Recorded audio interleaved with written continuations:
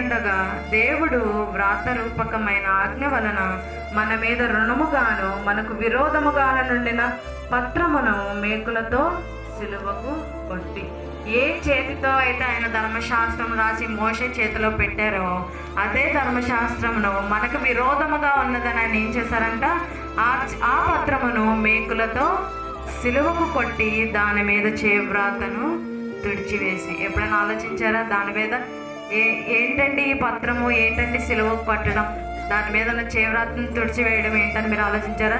నిర్గమాకాండంలో దేవుడు స్పష్టంగా మాట్లాడతారు, నేను నా చేతులతో రాసిన ఈ పలకలను నీవు తీసుకువెళ్ళని మోషేకి ఆజ్ఞాపిస్తారు కదా, 10 ఆజ్ఞలు రాసి.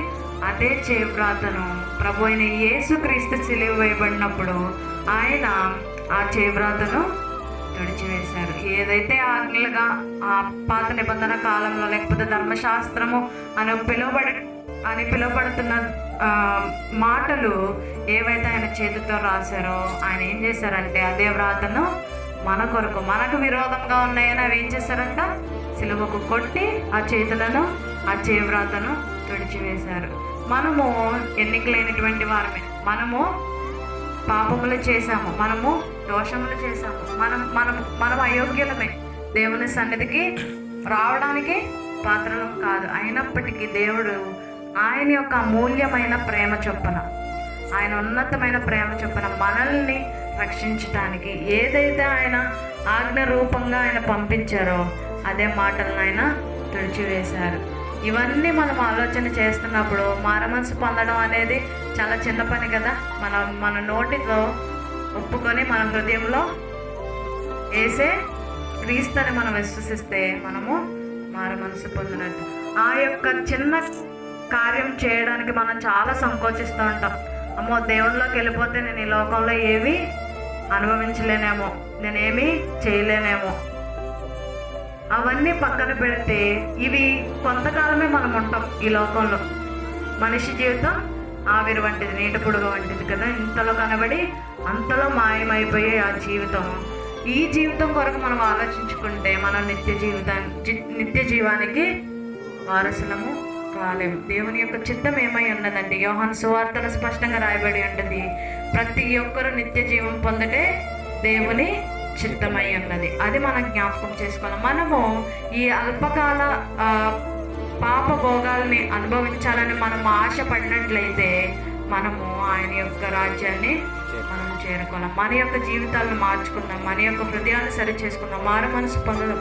ఇప్పుడు వరకు పొందలేదేమో, లేక పొందేమని అపోహలో ఉన్నామేమో. మన హృదయాన్ని సరి చేసుకుందాం, మన యొక్క ప్రవర్తనని సరి చేసుకుందాం, మనము మన పాపములు ఒప్పుకొని దేవుని వైపు తిరుగుదాం. ఆయన మన జీవితాలను సరి చేస్తాడు. మనకు ముందుగా మార్గంలో సరళము చేయవాడు ఆయన. మన యొక్క జీవితాన్ని విశ్వాసంతో ఆయన చేతిలో పెట్టినప్పుడు ఆయన దాన్ని ముందుకు నడిపిస్తాడు. మనము అధైర్యంగా కాదు కానీ ధైర్యంగానే చేతులు పెట్టవచ్చు కదా. ఆయన యొక్క ప్రియ కుమారుని లోకానికి మన కొరకు పంపారంటే, పాపుల పైన మనల్ని రక్షించడానికి ఆయన మన కొరకు పంపించారంటే ఆయన ఎంతగా మనం ప్రేమించారో మనము జ్ఞాపకం చేసుకోవాలి. ఆయన యొక్క చేతులు ఏదైతే ధర్మశాస్త్రాలు రాసాయో అదే చేతులను సిలువ కొట్టి అయ్యే మాటలను ఆయన తుడిచివేశారు. మన యొక్క జీవితాన్ని సరి చేసుకుందాం. మనము మారు మనస్సు అనే అపోహలో పొందాము అనే అపోహలో ఉండకుండా నిజంగా మారు మనసు పొందామా లేదా అనేది ప్రశ్నించుకుందాం. ఈ లోకంలో మనము బ్రతికి ఉన్నామంటే మనకు అనుదినము మనము లెగుస్తున్నాము, దేవుని స్తుతిస్తున్నాము, లేదంటే మన పనులు చేసుకోగలుగుతున్నామంటే అది ఎందుకు అని మనం ఆలోచించు. What is the purpose of your life? నీ యొక్క జీవితానికి ఒక అర్థము ఏంటి? మనము నిత్య జీవానికి వారసులం కావాలని దేవుని చిత్తమై ఉన్నది. ఆ నిత్య జీవం పొందుకోవాలంటే మొదటిగా మనము మారు మనసు పొందాలి. మారు మనసు తగిన ఫలము ఫలించాలి. మారు మనసు నిమిత్తము బాప్తిస్మం పొందాలి, నీళ్ళలో బాప్తిస్మం పొందాలి. అయితే మనము ఎప్పుడైతే నీళ్ళలో బాప్తిస్మం పొంది మన హృదయంలో దేవుని అంగీకరిస్తామో పరిశుద్ధాత్మ దేవుని ద్వారా కూడా మనము బాప్తిస్మము పొందేవారుగా ఉంటాము. ఆయనే మనల్ని నడిపిస్తారు, ఆయనే మనకు తోడుగా ఉంటారు ప్రతి విషయంలో. ఏ యొక్క ధైర్యం మనకి ఉండాల్సిన అవసరం లేదు. ఈ పని నేను చేస్తే అది అవుతుందా లేదనే భయము అవసరం లేదు. మన జీవితాన్ని మన దేవుని సన్నిధిలో పెడితే, మన దేవునికి అప్పచెప్పుకుంటే ఆయనే మనలను ముందుకు నడిపిస్తాడు కదా. నిత్య జీవానికి మనల్ని వారసులుగా చేయడానికి యేసయ్య లోకానికి వచ్చారు. ఆ విషయాన్ని మనం జ్ఞాపకం చేసుకుందాం. అయితే చివరిగా నేను ఒక మాట చెప్పి ముగించాలని ఆశపడుతున్నాను. ఏంటంటే చాలాసార్లు ఇలాంటి సభలు జరిగినప్పుడు, లేకపోతే ప్రతి ఆదివారము, లేకపోతే ఎటువంటి సభల్లో అయినా మీరు వాక్యం విని వెళ్ళిపోతూ ఉంటారు కదా. చాలాసార్లు వాక్యం విని వెళ్ళిపోయేవారుగా ఉంటున్నామో, లేకపోతే మన జీవితాన్ని సరి చేసుకుంటున్నామో కూడా మనము జ్ఞాపకం చేసుకోవాలి. అయితే యెషయా గ్రంథం 55వ అధ్యాయము 10-11 వచనాల్లో దేవుని మాట స్పష్టంగా తెలియజేస్తుందంటే, వర్షమును హిమమును ఆకాశం నుండి వచ్చి అక్కడికి ఎలాగూ మరలక భూమిని తడిపి విత్తువానికి విత్తనమును భుజించువానికి ఆహారమును కలుగుటకై అది చిగిర్చి వర్ధిల్లునట్లు చేయను, అలాగే నా నోటి నుండి వచ్చిన ముందును నిష్ఫలముగా నా యుద్ధకు మరలక అది నాకు అనుకూలమైన దాన్ని నెరవేర్చును, నేను పంపిన కార్యమును సఫలం చేయను కదా.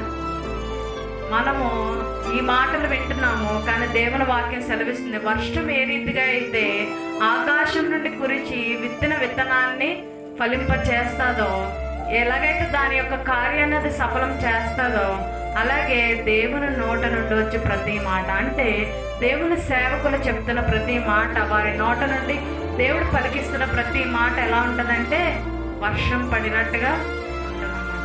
మన హృదయంలో దున్నబడి వాక్యం అనే విత్తనము వారు వేసినప్పుడు దేవుడు ఆ వర్షాన్ని పంపి ఆయన ఆ కార్యాన్ని సఫలం చేస్తారు. అది ఫలించే దానిగా ఆయన చేస్తారు. మనము దానికి అవకాశం, మొదటిగా మనం చేయాల్సిన మన హృదయాన్ని మనం సిద్ధపరచుకోవాలి. అవి దున్నబడాలి, దేవుని యొక్క వాక్యంతో నింపబడాలి.